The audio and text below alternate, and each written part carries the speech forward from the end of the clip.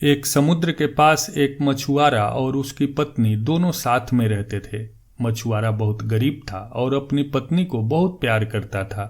वह रोजाना बस इतना ही कमा पाता था कि 2 वक्त की रोटी मिल जाए। लेकिन मछुआरे की पत्नी बहुत लालची थी। वह इस छोटी झोपड़ी और कम कमाई से बहुत नाखुश थी। इसलिए वह हमेशा मछुआरे को ताना मारती थी कि वह बहुत कम कमाता है। एक दिन वह मछुआरा समुद्र की तरह गया और उसने जाल को फैलाया और उसमें मछली फंसने का इंतजार करने लगा। बहुत देर तक इंतजार करने के बाद भी उसको कुछ नहीं मिला।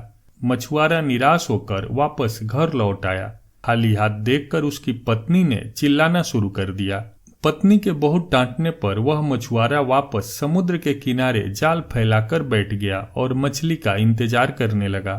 थोड़ी देर बाद एक मछली उसके जाल में फंस गई। उसने मछली को ऊपर खींचा तो देखा कि यह कोई सामान्य मछली नहीं है।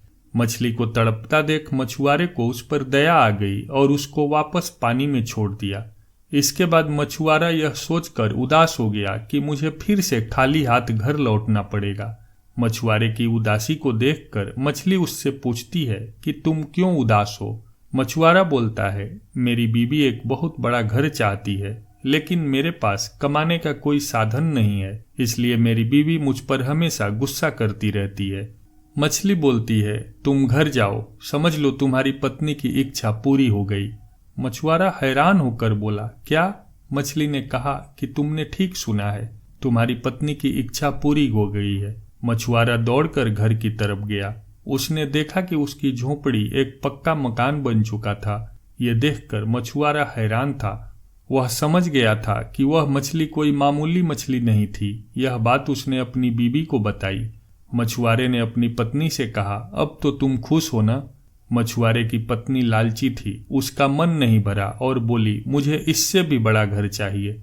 उसने मछुआरे से कहा कि वह वापस मछली के पास जाए और इससे भी बड़े घर की मांग करे। मछुआरे ने मना कर दिया और बीवी फिर से नाराज हो गई। मजबूरन मछुआरे को वापस मछली के पास जाना पड़ा।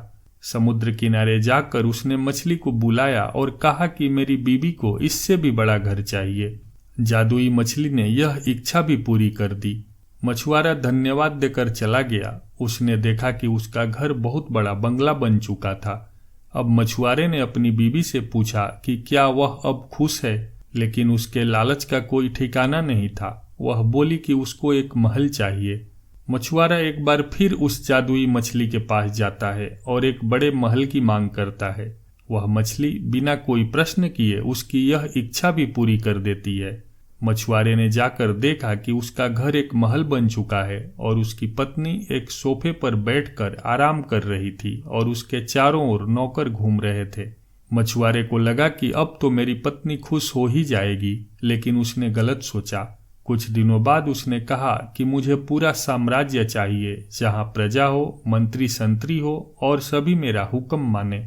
मछुआरे ने इस इच्छा को पूरी करने से मना कर दिया। फिर क्या था, एक बार फिर उसकी पत्नी नाराज हो गई।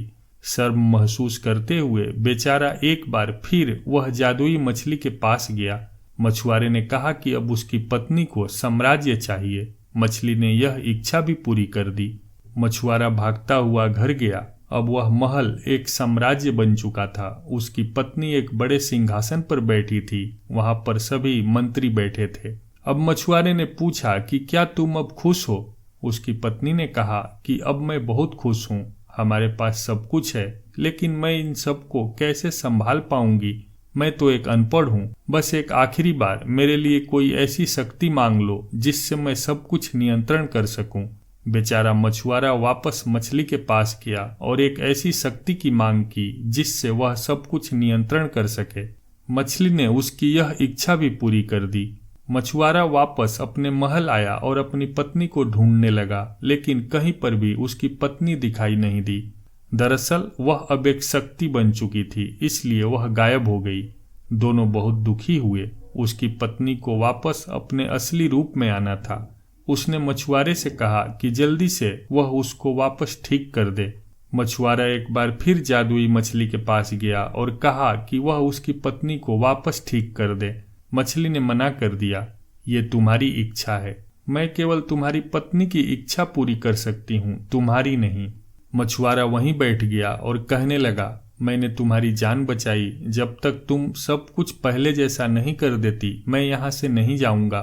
मछली ने कहा, ठीक है, इसके बाद तुम दोनों की कोई इच्छा पूरी नहीं होगी। जाओ, मैं सब कुछ पहले जैसा कर देती हूँ। मछुआरा वहां से घर चला आया। उसने देखा कि उसकी पत्नी झोपड़ी के बाहर बर्तन धो रही थी।